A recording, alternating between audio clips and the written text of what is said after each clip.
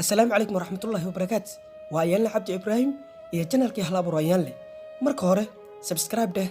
channelka lana wadaag asxaabtaada si ay kula dheegtaan qisooyinka la yaab kale ee uu soo gudbiyo channelkani kulanti wacan dhammaantiin daawadayaal sheekadii xiisaha lahayd ee noo sii socotay safarkii saddexaad ee Sindibaad iyo shaydaankii madooba Sindibaad oo warramaya kana sheekeynay safarkiisii saddexaad ayaa hadalka ku bilaabay markii aan ka soo laabtay safarkaygii labaad anigoo waliba aad u faraxsan inaan dib ugu soo laabtay magaaladeydii aan jeclaa ee Baghdad waliba si nabadgelyo aan ku imiday ayaan gudagalay inaan nasto oo magaalada dhexdeeda ka ganacsado waxaana magaalada joogay in muddo ah hase yeeshee waxaa la yiri wixii aad barato ayaa baas leh nafteydii ayaa aad ugu xiistay safaradii aan geli jiray markii aan in muddo ahna ku fikirayay ayaan markii dambe go'aansaday inaan safarkii galo waxaana soo ururiyay badeeco aad u fara badan anigoo si fiican u soo xirxiray waxaana ka soo ambabaxay magaalada Baghdad anigoo u gudbay magaalada Basra ilaa isla markaasna tagay dekada magaaladaas waxaana halkaas kula heshiiyay oo kula kulmay markab aad u weyn markabka waxaa saarnaa tujaar iyo dad aad u fara badan waxayna intooda badan ila muuqdeen dad ehlu khayr ah markaas ayaan markabkii ku degtay dadkiina dhinac ka galay waxaana galnay safarkeennii wixii aan soconnaba oo magaalo uga gudubno ayaa markii dambe waxaan arkay madaxii dadka markabka saarnaa kaasoo hareeraha eegayay isla markaasna wajiga iska dhirbaaxayo kadib wuxuu bilaabay inuu qayliyo isagoo dharka iska jeexjeexaya garkana iska jiidaya isagoo leh waa halaagsanay waa noo dhammaatay waayo dabayshii ayaa naga xoog badisay waana nagu qasab inaan raacno jihada ay dabaysha noo wado laakiin waxaad ogaataan inay jihadaasi tahay jihadii ay naga jirtay boortii daanyarada mana jiro qof meeshaas nasiibkiisu ku riday oo ka soo badbaaday intii uusan ba hadalka dhamaynin ayaan waxaan ka war helnay daayaradii oo nagu soo hareeraysan dhinac kastana naga jiro waxayna ahaayeen kuwa aad u badan oo aan tiro lagu gaarin cabsi ayaan dareenay sidoo kale waxaan ka cabsanay haddii aan mid iyaga ka mid ah dilno in xaaladda xumaato oo ayna baabi'iyaan maadaama ay aad nooga tiro badnaayeen waxaana noqonay kuwa aad u cabsada laakiin aanan wax dagaal ah galin daanyaradaas waxay ahaayeen muuqaal ahaan kuwa aad u foolxun mana jirin cid luuqadooda fahmaysa waxayna bilaabeen in xarkihii markabka ilkahooda ku jarjaraan ilaa uu markabkii ka gaaray dhulkooda waxayna boobeen alaab kasta oo markabka saarnayd annaga markii aan dhulka gaarnay ayaan markabkii isaga soo degnay maadaama ay daanyaradii la wareegeen sabab aan u sii saarnaano aysan jirin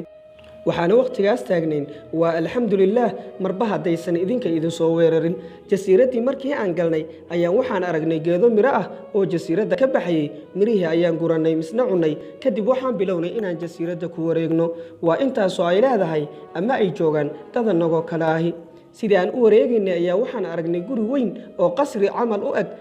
dhisan wuxuuna lahaa albaab alwaax ka samaysan gurigii ayaan galnay waana ku wareegsanay annagoo aragnay lafa bani aadam waqtigana wuxuu ahaa gabaldhicii markaas ayaan go'aansanay inaan habeenkii halkaas barino cabbaar markii aan halkii joognay ayaan waxaan dareennay gariir aad u weyn waxaana maqalnay jug culus iyo wax aad u weyn oo soo socda ilaa wixii weynaa uu qasrigii soo galay wuxuuna ahaa mid aad u qaro weyn muuqaal ahaanna wuxuu shabbahayay insaanka wuxuu lahaa muuqaal aad u madow iyo indha aad moodo in ay holcayaan oo dab ka samaysan yihiin wuxuu kaloo lahaa miciyo waaweyn aadna u shabbaha kuwa doofaarka iyo cidiyo aad u dhaadheer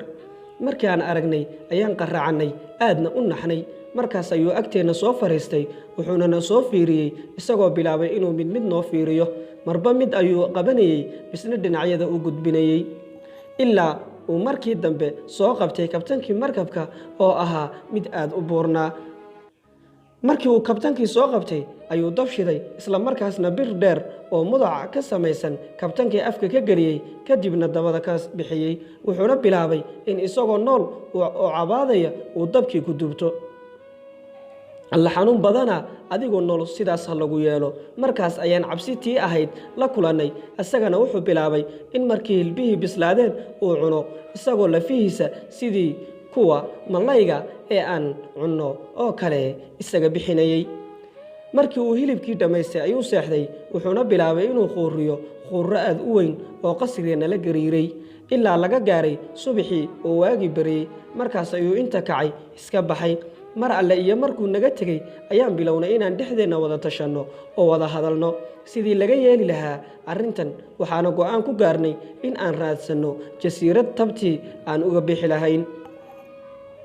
waan soo baxnay annagoo bilownay inaan jasiiraddii ku wareegsanno kuna meeraysanno waxaana tagnay dhinac kasta laakiin ha sheegin markabkeennii daayaradii ayaa cadcad gooyey markaas ayay tala nagu caddaatay waxaan samaynana waan garan weynay ilaa laga gaaray habeenkii markii habeenkii la gaaray ayuu haddana wixii madoobaa mar kale soo laabtay wuxuuna bilaabay inuu naqaqabto oo na gedgediyo ilaa markii dambe uu nagala baxay kii noogu buurnaa wuxuuna sameeyey sidii uu xalay sameeyey oo kale isagoo intuu dubtay cunay kadibna iska seexday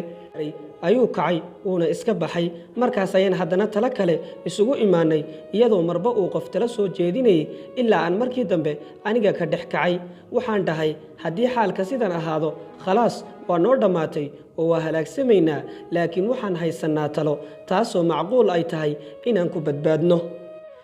waxaanan ku dhahay waxay u badan tahay inaan dhammaanteen jasiiraddan ku dhiman doonno marba haddii aynu dhimanayno annagoon dagaalamin inaan dhimanno ma fiicna sidaas awgeed waxaan hayaa talo ah inaan geedahan alwaaxyada ah ka samaysanno doon yar oo aan jasiiraddan kaga safarno markii uu shaydaanka caawa yimaado oo mid naga mid ah cuno isla markaasna uu seexdo aan birtan weyn inta dabka ku kulaylino aan indhaha ka gelinno si uusan mar kale noo arkin oo aan nafteenna u badbaadsanno haddii ay taladan guulaysato waxaa macquul ah in aan badbaadno haddii ay suurtogeli weysana awalba dhimasho waa u soconnay waana dadaalnay